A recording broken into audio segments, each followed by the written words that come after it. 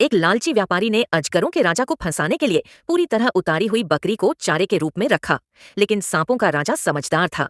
वह बिल्कुल भी गुफा से बाहर नहीं आया। जैक को लगा कि कुछ ठीक नहीं है, इसलिए उसने एक एक्सकेवेटर बुला लिया।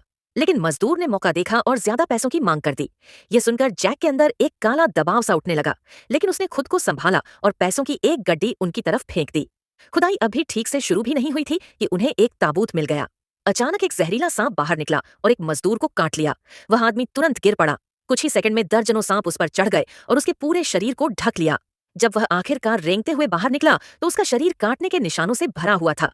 लेकिन घबराने के बजाय वह मजदूर लालची हो गया। उसने इलाज के लिए और ज्यादा पैसे मांग लिए। तभी जैक ने कुछ अजीब देखा। घायल होने के बावजूद वह आदमी सांपों के गड्ढे के बिल्कुल पास खड़ा था। उसी पल अजगर धीरे धीरे बाहर आने लगा। तभी जैक को सच्चाई समझ में आ गई। वह जीव इंसानी खून की गंध से आकर्षित होता था। मौका देखकर जैक ने हथौड़ा घुमाया और उस मजदूर को मार डाला, जिससे ताजा खून जमीन पर फैल गया। जैसा उसने सोचा था, उस गंध ने अजगर को बाहर खींच लिया। एक ही झटके में उसने लाश को पकड़ा और उसे अपनी मात में घसीट ले गया। एक्सकवेटर चलाने वाला घबरा गया और सांप को रोकने के लिए मशीन आगे बढ़ाने लगा। लेकिन जैक जानता था कि मशीन अजगर को नुकसान पहुंचा देगी। इसीलिए उसने अपने आदमियों को ड्राइवर को मारने का आदेश दिया। इससे अजगर को कुछ सेकंड मिल गए। फिर जैक खुद आगे बढ़ा और निहत्थे उस दैत्य का सामना किया, और तभी वह घातक लड़ाई सच में शुरू